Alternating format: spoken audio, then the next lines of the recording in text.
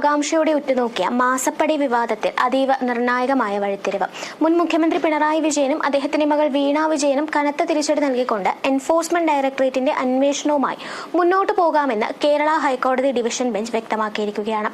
കേന്ദ്ര ഏജൻസിയുടെ കള്ളപ്പണ കേസ് അന്വേഷണം തടയണമെന്നും നടപടികൾ റദ്ദാക്കണമെന്നും ആവശ്യപ്പെട്ട് കരിമണൽ കമ്പനിയായ CMRL-ഉം അതിന്റെ ഭാരവാഹികളും നൽകിയ അപ്പീൽ ഹർജി ജസ്റ്റിസ് രാജ വിജയരാഘവൻ, ജസ്റ്റിസ് KV ജയകുമാർ എന്നിവരടങ്ങിയ ഡിവിഷൻ ബെഞ്ച് പൂർണ്ണമായും തള്ളിക്കളഞ്ഞു. മുൻപ് സിംഗിൾ ബെഞ്ച് പുറപ്പെടുവിച്ച വിധി പൂർണ്ണമായും ശരിവച്ച കോടതി സുപ്രീം കോടതിയെ സമീപിക്കാൻ 2 ആഴ്ചത്തെ സാവകാശം വേണമെന്ന കമ്പനിയുടെ ആവശ്യവും നിരാകരിച്ചതോടെ EDക്ക് ഇനി ഒട്ടും സമയം കളയാതെ കടുത്ത നടപടികളിലേക്ക് കടക്കാനുള്ള ഗ്രീൻ സിഗ്നലാണ് ലഭിച്ചിരിക്കുന്നത്. നിയമപരമായി EDക്ക് വലിയ മുൻകൈ നൽകുന്ന നിരീക്ഷണങ്ങളാണ് ഹൈക്കോടതിയുടെ ഭാഗത്തു നിന്നുണ്ടായിട്ടുള്ളത്.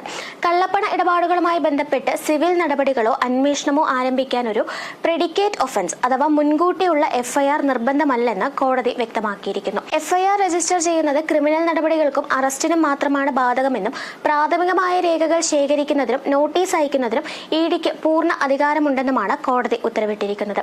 ഇതോടെ മാസപ്പടി കേസിൽ വീണ വിജയന്റെ IT കമ്പനിയായ എക്സാലോജിക് സൊല്യൂഷൻസിന് CMRL കമ്പനി യാതൊരു സേവനവും നൽകാതെ 2,78,00,000 രൂപ നൽകിയെന്ന ആരോപണത്തിൽ എൻഫോഴ്സ്മെന്റ് ഡയറക്ടറേറ്റിന് അതിവേഗം നീങ്ങാൻ സാധിക്കും. അന്വേഷണം ഊർജിതമാക്കുന്നതിന്റെ ഭാഗമായി ED ഡയറക്ടർ രാഹുൽ നവീൻ കൊച്ചിയിൽ നേരിട്ടെത്തി ഉന്നതതല യോഗം വിളിച്ചു ചേർന്ന സ്ഥിതിഗതികൾ വിലയിരുത്തിയത് വരും ദിവസങ്ങളിൽ ഉണ്ടാകാൻ പോകുന്ന കടുത്ത നീക്കങ്ങളുടെ വ്യക്തമായ സൂചനയാണ്. ഈ സാഹചര്യത്തിൽ വീണ വിജയന് വരും ദിവസങ്ങളിൽ തന്നെ ചോദ്യം ചെയ്യലിന് ഹാജരാകാൻ ആവശ്യപ്പെട്ട് ED സമൻസ് അയക്കുമെന്നതാണ് പുറത്തുവരുന്ന വിവരങ്ങൾ. സേവനം നൽകാതെ എന്തിനാണ് ഇത്രയും തുക വ്യക്തിഗത അക്കൗണ്ടിലേക്കും കമ്പനി അക്കൗണ്ടിലേക്കും വാങ്ങിയതെന്ന ചോദ്യത്തിന് കൃത്യമായ മറുപടി നൽകാൻ സാധിച്ചില്ലെങ്കിൽ വീണ വിജയന്റെ അറസ്റ്റിലേക്ക് വരെ കാര്യങ്ങൾ നീങ്ങിയേക്കാം. ഇതിനു പുറമെ CMRL ഉടമയിൽ നിന്ന് വീണ വാങ്ങിയ 50 ലക്ഷം രൂപയുടെ ബിസിനസ് ലോൺ വർഷങ്ങൾ കഴിഞ്ഞിട്ടും തിരിച്ചടച്ചിട്ടില്ല എന്നതും കള്ളപ്പണം വെളുപ്പിക്കലിന്റെ പരിധിയിലാണ് ED കാണുന്നത്. കേസ് കേവലം വീണയിൽ മാത്രം ഒതുങ്ങുന്നതല്ലെന്നും അന്നത്തെ മുഖ്യമന്ത്രിയായിരുന്ന പിണറായി വിജയന്റെ ഔദ്യോഗിക പദവി ഉപയോഗിച്ചാണ് ഈ പണമിടപാടുകൾ നടന്നതെന്ന പരാതി നിലനിൽക്കുന്നതിനാൽ അന്വേഷണവും ചോദ്യം ചെയ്യലും പിണറായി വിജയനിലേക്കും നീളാൻ സാധ്യതയേറെയാണ്. പ്രതികളുടെയും അതുമായി ബന്ധപ്പെട്ടവരുടെയും സ്വത്തുക്കൾ കണ്ടുകെട്ടാനുള്ള പ്രാഥമിക നടപടികളിലേക്കും ED കടന്നേക്കാമെന്നാണ് റിപ്പോർട്ടുകൾ സൂചിപ്പിക്കുന്നത്. അതേസമയം ഈ കേസിൽ രാഷ്ട്രീയമായ പ്രതിരോധം തീർക്കാൻ പാർട്ടി സംവിധാനങ്ങളെ വിട്ടു നൽകില്ലെന്ന മട്ടിലാണ് CPMന്റെ പുതിയ നീക്കങ്ങൾ.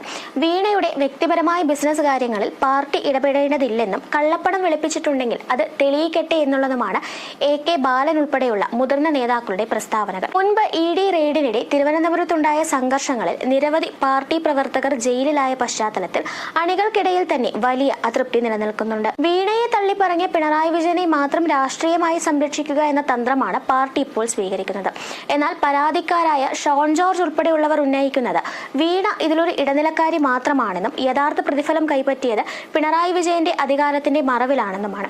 കേന്ദ്ര സർക്കാർ നിരോധനം ഏർപ്പെടുത്തിയിട്ടും 5 വർഷത്തോളം CMRL-ന് കരിമണൽ ഖനനത്തിന് അനുമതി നൽകിയതിലൂടെ കോടിക്കണക്കിന് രൂപയുടെ അഴിമതിയാണ് നടന്നതെന്ന് ED വിലയിരുത്തുന്നത്. എന്തായാലും ഹൈക്കോടതിയുടെ ഈ നിർണായക ഉത്തരവോടെ വരും ദിവസങ്ങളിൽ കേരള രാഷ്ട്രീയത്തെ ഉലയ്ക്കുന്ന അറസ്റ്റുകളും സ്വത്ത് കണ്ടുകെട്ടലുകളും അടക്കമുള്ള നാടകീയ നീക്കങ്ങൾക്കാണ് സംസ്ഥാനം സാക്ഷ്യം വഹിക്കാൻ പോകുന്നത്.